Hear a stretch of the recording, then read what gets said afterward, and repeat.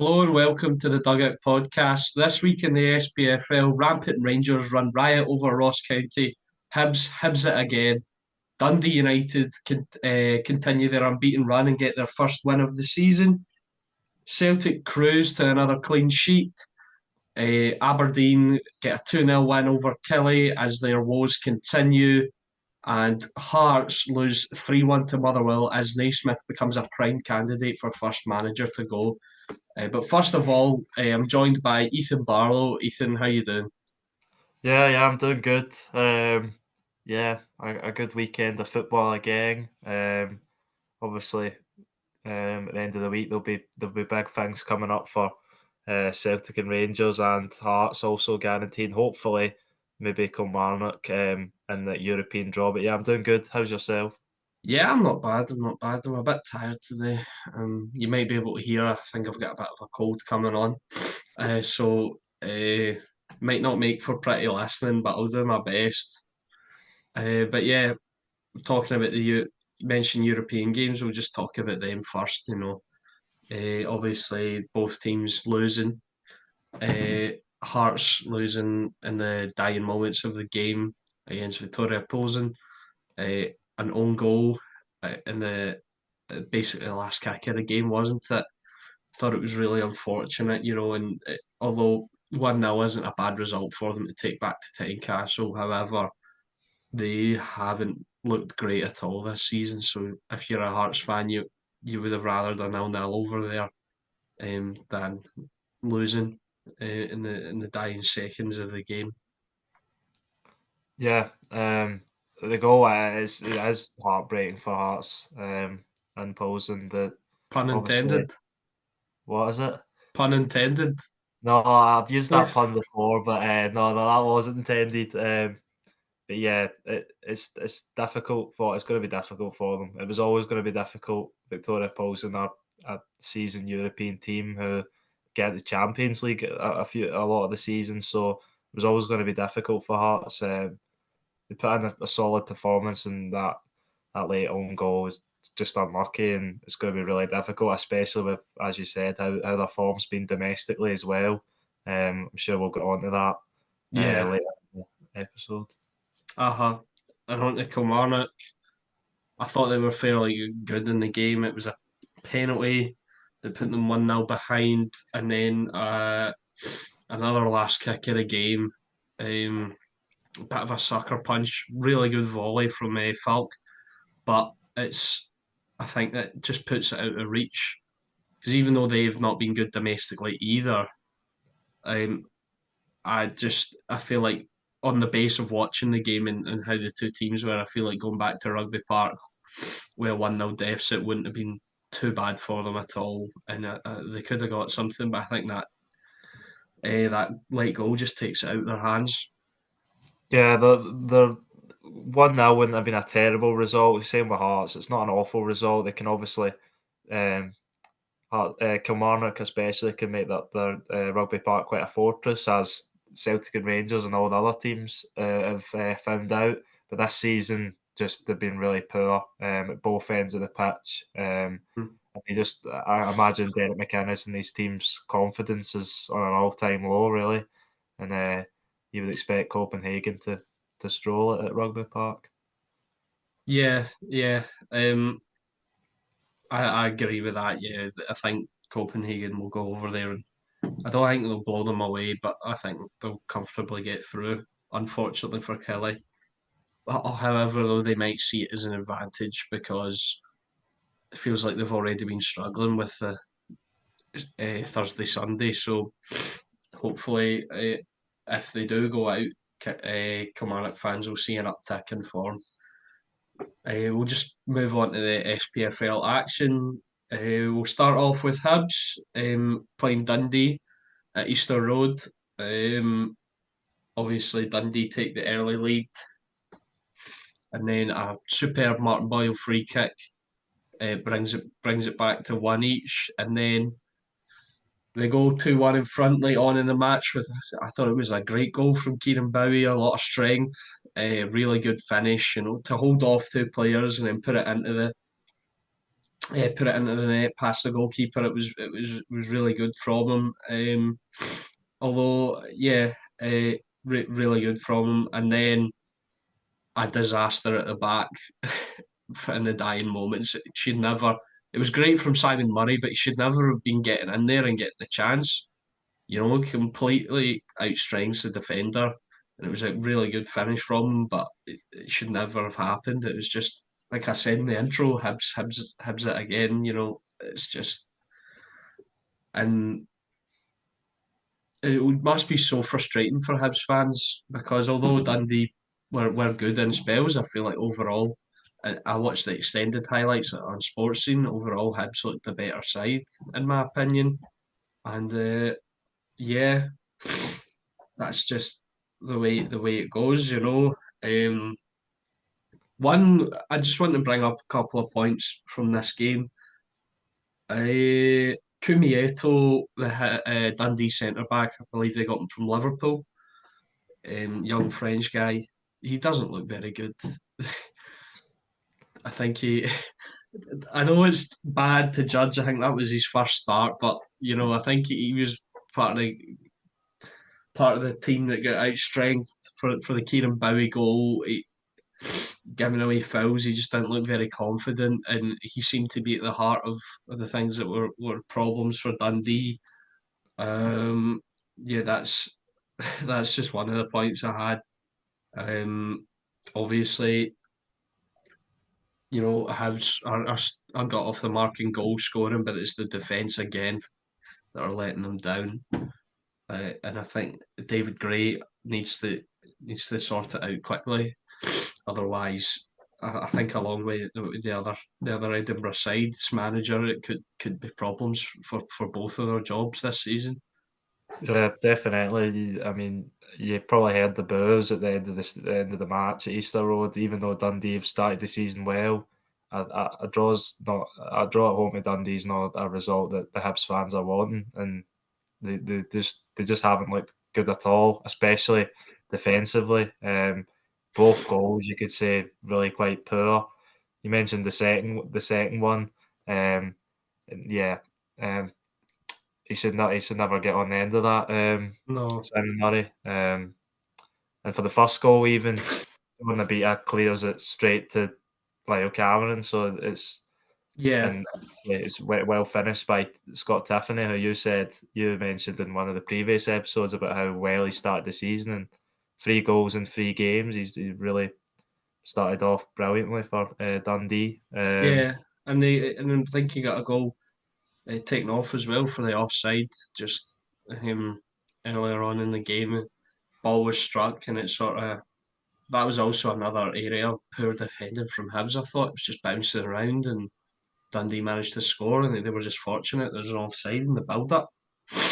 Yeah, Um, but it's not looking good for Hibs. They found the net to not today at the weekend there, but like I said, the defensive side of things just looks like a shambles. yeah. Um, as you said about the Kieran Bowie goal, he looks like maybe the shining light of the Hibs team. That was his first goal since signing, but he did look promising when he came on against. I remember in the league game against Celtic at Celtic Park, he was really having a physical battle with Cameron Carter Vickers, which really shows he's got that kind of prominence up front to kind of he can outmuscle people, and that's what he did for the goal. It was really well worked. But yeah, Hibs really not looking good. They've made the most signings I'd imagine in the league. Some of them look like good signings, but if you can't put it all together on the park, then David Gray is going to lose his job because the Hmm. Hibs fans' patience is running low at the moment. It feels like the same old story for Hibs Yeah, again and again. They haven't seemed to be able to get it to work, and they've always got good attacking talent. Um, but it's just always been. I feel like it's always been the defence. You need a good defence for a foundation. Um, and yeah, it's just not looking good for them at all. We'll go on to Dundee United, get their first win of the league season, taking on St Johnstone. my brain's going somewhere else there for a minute. But yeah, St Johnstone and St Johnstone looked to dominate a lot of the game. Um, Dundee United get the goal, good finish. I think Stevenson Yeah. off the top of my head. But yeah, good. I think he that was his first professional goal, and it was a good finish from him. The second goal was an absolute calamity at the back from St Johnstone. However, the main talking point of this game is Adama Sidibe, who gets sent off.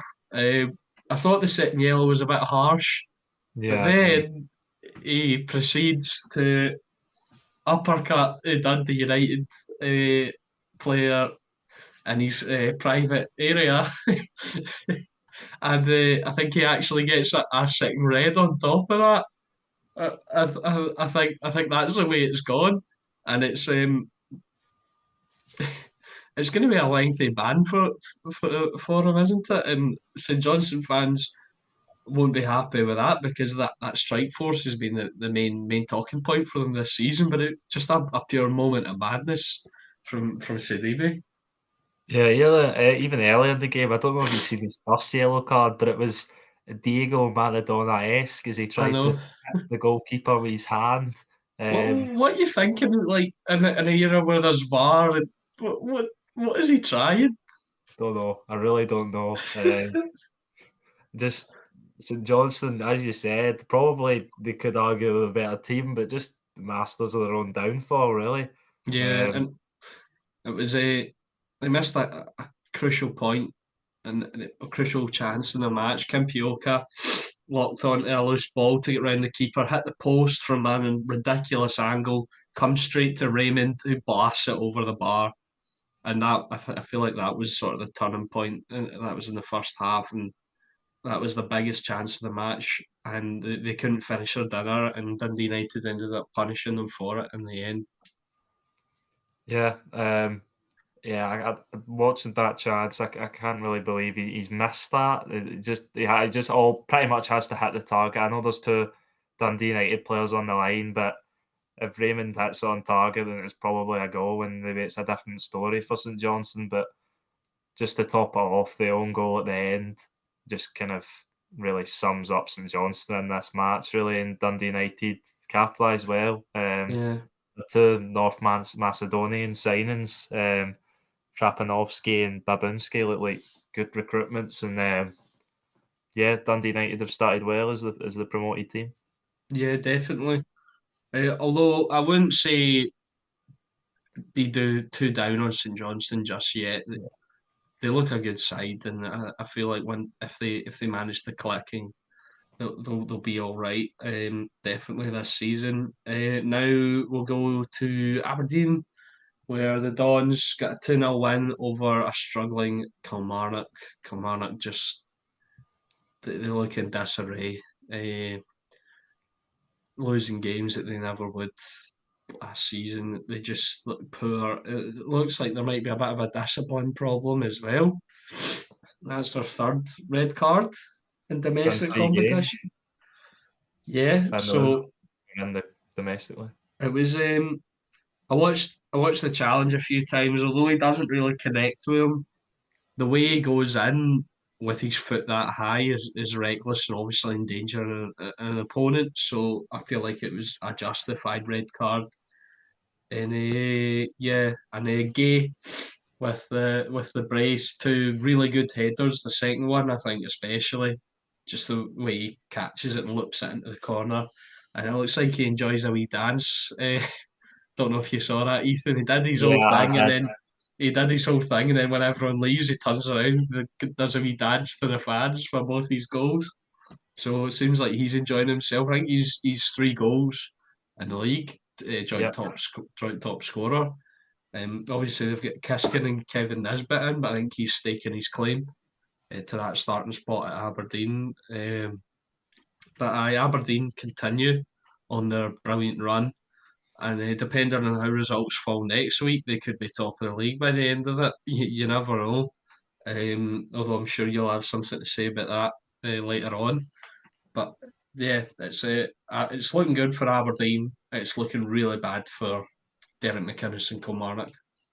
Yeah, Aberdeen they look like a really, really just solid team. They've got balance, they've got good players in the attacking areas, creative players, and they look at the moment a lot better than barring Rangers and Celtic, a lot better than any of the other teams. We've already opened up I know they're already ahead of Rangers than now, but you'd imagine that'll change over the course of the season. But they're already 4 points ahead of the rest of the teams out with Glasgow's big two. So kind of underlines how well they've done this season under Jimmy Phelan. And as you said, for Kilmarnock, um, the domestic disaster continues. 4 domestic games, 4 losses, 10 goals conceded, 0 scored. It just puts that into perspective how poor Kilmarnock have been, Yeah, and it's really not looking good. I know they drop out of Europe, maybe they've not got that headache to think about, but it's going to be difficult for them to get momentum. yeah, Obviously, they need to sort of their disciplinary issues as well. yeah. You'd imagine that the morale of the team is in the mud as well. Um, Although we were talking about Dave Gray and obviously we'll come on to Naismith. However, I feel like McInnes has earned himself more time than those two managers, and they'll give him a substantial amount of time to try and turn it around. I don't think his job's in jeopardy just yet. For me, anyway, I wouldn't be so quick to pull the trigger on Derek McInnes. Aberdeen made that mistake, and up until now, it seems like they haven't recovered. Maybe this is the season, but it's taken them a while.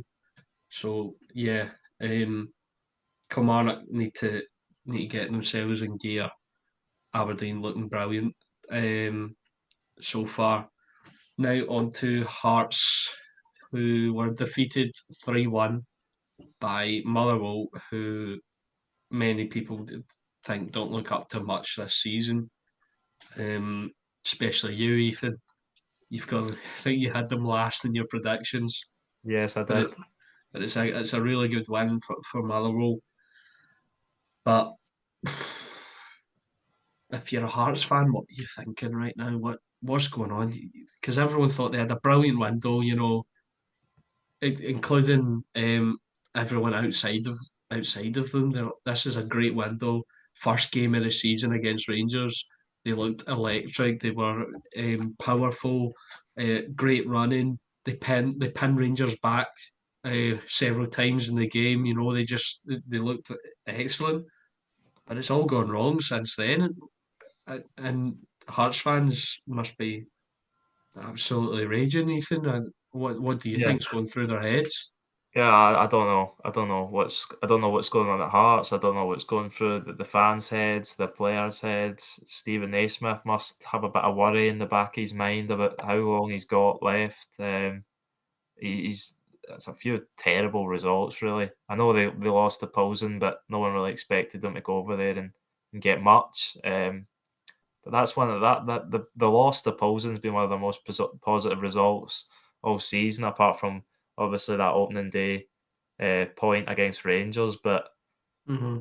really, really poor. We've only avoided defeat in one of their opening 4 games, which if you told Hearts fans or anyone involved in Scottish football, they would have probably laughed at you. But yeah, it's really not looking good, and for the amount that he's been backed, Stephen Naismith, maybe for Derek McInnes, unlike David, the both Edinburgh clubs, you can make the case that maybe they didn't have a strong enough window and back him enough to really support that European charge. But Hearts have made some solid signings, and they should be doing a lot better. Yeah, definitely, definitely, and it looks like they're really struggling at the back as well. It looks like one of the main issues. It just doesn't look good at all.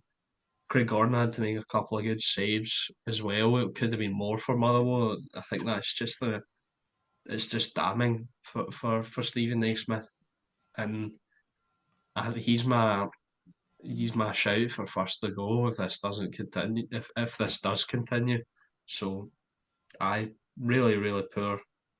Now we'll come on to Rangers with a superb performance, beating Ross County by 6 goals to 0. Um, I'll let you talk about it first, Ethan, because I feel like I'm going to ramble on about this for quite a long time because I loved every second of it. But I'll just come to you to get your thoughts on the game. Yeah, I can imagine you did love every second of it, and you feel that's the result Rangers needed. The performances maybe haven't been all but convincing, but they've got the results on most of the occasion, barring a few. But that's the result that's like a perfect result going to heading to Celtic Park before heading to Celtic Park next week. 6 goals, zero conceded, and a really dominant display. Ross County didn't really have much in the game at all, and by the end of it, it looked really open. Ross County couldn't deal with the runners at all, but of Rangers, and Rangers punished them. And you've got players like Cyril Dessers, so I know he gets a lot of stick from the Rangers fans, but he's started the season very well. 5 goals in 6 games, is a brilliant return for a striker. And Tom Lawrence and Rabbi Matondo looked really good as well. They were involved in a lot of the goals, and yeah, but it'll maybe make some Celtic fans and Celtic a wee bit more wary of Rangers, because they looked a lot better in that match than they have looked up until now, and that probably one of Philip Clement's the best performances under Philip Clement for Rangers.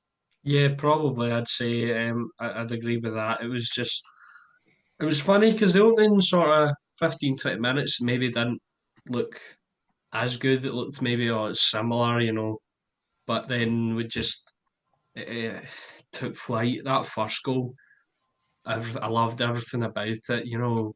Jeffrey just driving out, finding Lawrence, excellent turn from him, slipping through Dessers, and the finish was brilliant. Everything about it was excellent. And then second goal, Balogun comes off for Diamande. Sterling moves into the back line. Is there anything he can't do? But yeah, he moves into centre half. Diamande's on in the midfield straight away. Tavernier throws it to him, lays it back. Tavernier first time ball. Matondo gets it across. That's a really nice finish from him to make it 2. And then it's comfortable going into half time, but I didn't think it would turn into an like we were good. We could have had more. Lawrence had a chance in the first half that he probably should have put away, but it just sort of evolved as it got, and Rangers got stronger and more confident as the game went on. Cyril Dess, I know he scored a brace, but I just want to give a special shout out to his sort of link up, and Lawrence was a bit closer to him, and he had the wingers running off of him. He's his link up was top notch, and he always has been good at holding the ball up. It's just no one's ever been that close to him where he has support, and he could have had a couple of assists, obviously for that Lawrence chance. And then he laid it round the corner to Jeffy, who had a wild shot into the side netting. But yeah, overall it was really good. Ravi Matondo was just incredible. Um, like Rangers themselves, he took a while to grow into it, but he's on his day. That's what's so frustrating about him. He's so inconsistent, but seeing what he can do, 2 goals and 2 assists from him. There was one in particular, just the driving forward, takes his time, opens himself up, and just slips it through to Lawrence. And his movement for both these goals were brilliant. He was never static in the box. Vaslav Cherny was brilliant as well, getting across. A lot of people have maybe thought they'd figured him out. He loves to cut in on the left foot. That's what he does. This time he was hitting the byline, getting balls across on his right. Maybe not as good as his left, but he's still. I love a player who does that. You know what I mean? Like, um, they're just. It's difficult to explain, but it's like when your strong foot is when you don't rely on your strong foot all the time, you'll have a go on the other foot, even if it's not your best.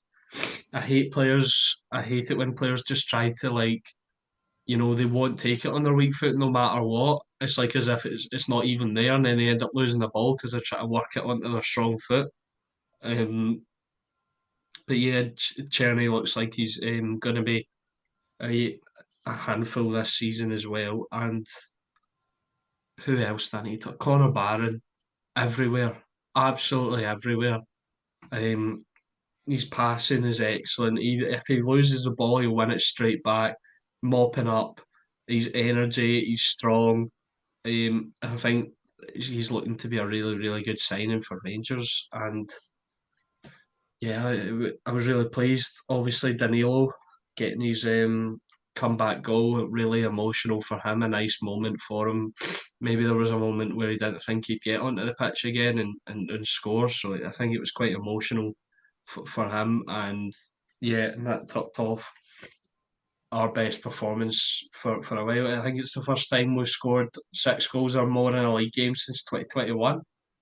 Um, so three years in the making, and it was worth the wait. But I wouldn't want to wait that long again. But yeah, brilliant, just brilliant, top to bottom. Now, we'll move on to Celtic. With a really, really good away win over St Mirren, who maybe in recent years have been somewhat of a bogey team. Always give Celtic a good game, but they didn't seem like they had any issues at all. St Mirren's only chance was comfortably saved by Kasper Schmeichel. Um, and yeah, Celtic look by far and away strongest team in the league so far. Yeah, as you said, most of the games so far, there was a wee period in the Hibs game at Celtic Park, and the Scottish Cup, the League Cup, sorry, where Hibs had a bit of the game, but in most games it's been very dominant from Celtic, and it was the same again against St Mirren. Um, from minute 1 to 90, really, St Mirren didn't really threaten at all. They had one shot from outside the area, which Kasper Schmeichel easily saved. And I think I've already said it on the pod. Kasper Schmeichel will be thinking he's got quite an easy gig so far, but he might be surprised when Rangers come to Celtic Park next week. But Celtic, just a few stats. Celtic have only given up 5 shots on target in opening 4 matches this season. And in the 3 league games, have only conceded 0.43 expected goals. So that probably puts into perspective kind of the dominance Celtic have had. Maybe not blowing teams away quite like Rangers with the 6-0 result, but consistently solid performances. Celtic forced into a few changes, and Paisley, obviously one of them, the departure of Matt O'Reilly, which I think we'll really see the impact of maybe next week. In the Celtic Rangers game, where he's been so brilliant for Celtic, and It's a good amount of money though. You're getting yeah, for him. yeah, Hopefully, Celtic fans will be hoping you can reinvest it into the squad and strengthen. But yeah, Celtic, you said they're maybe not blowing teams away, but I think they are in a sense of just the sheer dominance. You know what yeah, I mean? Like you think you can look at it in a different sort of sense. Rangers blew Ross County away by battering them with 6 goals, but Celtic have just, I think every team they've played, they've looked extremely comfortable. Um, conceded one to Hibs in the cup, I think, and yeah, that didn't affect them at all. And the Kilmarnock game at the start of the season, it was easy for them. Then Hibs fairly easy again, and this game just fairly easy again. Nicholas Kuhn coming off the bench, getting another assist. I think that's 4 goal involvements for him this season. I think he's a second joint most. I think Jamie McGrath's up there with 5. Who's I think we forgot to mention during the ad talking about, he's been brilliant, absolutely brilliant. It looks like he's well and truly back after he sort of went down south and then came back to Dundee United, and then it was a bit maybe, is he the same player? But it looks like he's found himself again. But yeah, Nicholas Kuhn looks really good. James Forrest still putting in a good performance. Alistair Johnson looks excellent this season. I Yeah, think he's adding that part of his game as well, where he can go forward a bit more. Um, I'm not saying he was bad at it before, but maybe wasn't what he was known for. He's just rock solid defensively, but he seems to be adding that at his game now. Obviously, Adam Ida back. From what I saw of him, he didn't look great, but you wouldn't expect him to come in and just start banging them in straight away. And he's time to bed in again and get his fitness going. yeah, Uh, Kyogo coming off the bench, a good save from Balcom. Talking, that's maybe the only positive point for St Mirren. Ellery Balcom looks like a cracking goalkeeper. Made yeah, He's made a lot of good saves over the course, especially in the European ties. He made some excellent saves, and he obviously that with that 1-on-1 with Kyogo, it was a superb save from him. Um, Cal McGregor again in the goals, another really good goal from him. Low and hard into the corner. And that's something we've not really seen from him. But maybe in his old age, he's adding something extra to his game, and it'll give teams another thing to worry about. Which I don't I don't know if most could handle it because he already he's so good. But yeah, Celtic look by far and away the best team in the league this season so far. But as we've alluded to this week, biggest game of the season so far. Rangers travel to Celtic Park. No fans again for Rangers, and that'll be tough for them. But it's a big game. If Rangers win, they'll jump ahead of Celtic by a point. Celtic win, 4 point gap this early in the season would be massive. Um, there'll be a 5 point gap. yeah, 5 point. Sorry, my brain. Sorry, that's what I meant to say. 5 point gap this early in the season would be massive, and yeah, and maybe a chance for Aberdeen to hop top of the table as well. You never know. But we'll just talk about the game coming up, sort of a preview for it because it is so big. Ethan, how are you feeling going into this? I'd imagine you're despite Rangers' massive win, you're still fairly confident Celtic can come away with a victory. Yeah, I can have I can have no complaints for the Celtic team this so far this season. Every player's looked pretty good, barring a few of the subs, which a few areas may need strengthened a little bit. Um, but yeah, Celtic have looked really solid in every position. Midfield, obviously, Matt O'Reilly's going to be a massive loss, and he'll need replaced. Which Celtic look like they're on the road to replacing them already. There's a few the LAFC's Matej Bogus, the Polish attack midfielder, and Arne Engels from Augsburg. They both look like they'll be quite pricey signings, but for um, for getting 30 million euros for Matt O'Reilly, then you would imagine you've got to reinvest that in quite a pricey replacement that's going to bring you those goals back.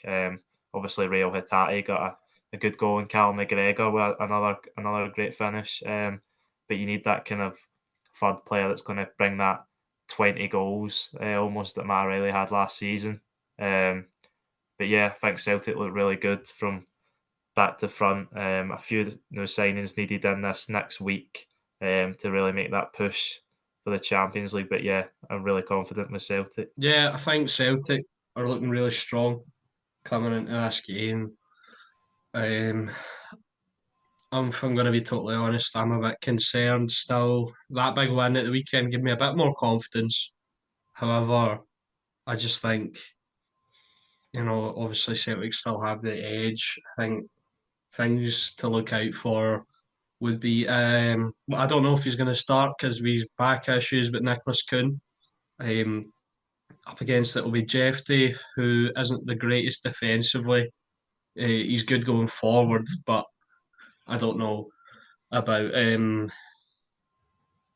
defend. Excuse me, defending against someone who started the season so well and looks electric. Um, I think the midfield's going to be a really crucial part, as it always is. You need to stop Callum McGregor from playing, and that's easier said than done. It'll be Tom Lawrence's job again. He's failed in the past.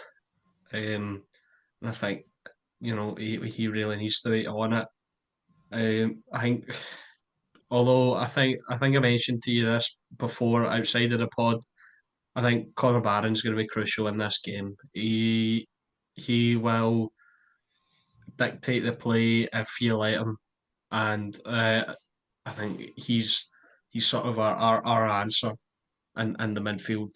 This will be his first big test, and I hope he steps up to the plate. For Rangers, Cyril Dessers will be a handful. He's looking strong. I think we still need signings, but I don't think if we bring anyone in, I don't think any of them will play. The back line's a concern for me because obviously Robin Propper missed the weekend injured. Liam Balogun came off injured, so it could be Suter and Sterling at the back, which I like Dujon Sterling, but I would rather have an actual centre half in there defending against Adamida or Kyogo. I don't know who it'll be going forward.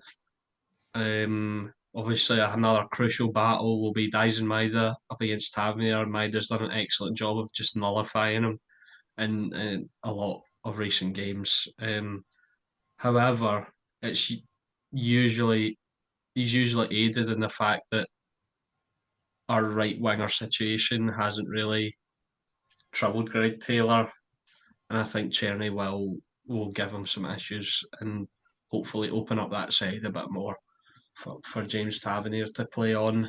Um, but I think, yeah, like I said, Celtic are definitely the favourites. But if you look at on the basis of last season, a lot of the games were quite close. Um, Celtic seem to be really good in the first half, and then Rangers come into it in the second. And a lot of the players are the same players from last season, so I don't know. You never know how it's going to go. All logic goes out the window, doesn't it? It's just Yeah. it's sheer like emotion and tribalism um, in this fixture, and yeah, it could go either way. However, I think right now, I think Celtic are the clear favourites.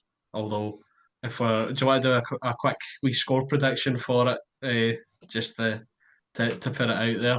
Yeah. Although I think Celtic are the favourites, I'm going to go 2-1 to Rangers. Well, Cyril funnily Dessers enough, double. funnily enough, popular scoreline, I'm going to go 2-1 Celtic. I'll 2-1 be with my Celtic. prediction. Yeah. And the scorers will be, who will the scorers be? Going to go for Kyogo. He's not scored yet this season, has he? No, I don't think he has. And he loves a goal against Rangers. And my other scorer, I am going to go with. Who am I going to go with? I'm going to go with James. No, no. Yeah, I'm going to go with James Forrest off the bench. I think Kuhn will get the nod at right wing. And I think Kyogo will get the nod up front as well. Both of them obviously not fully trained in the past week. That's why they didn't start. But I think both of them will come back in. But I think Forrest will come off the bench and get which will be the winner in my prediction. Just a quick question, do you think Kyogo will be there?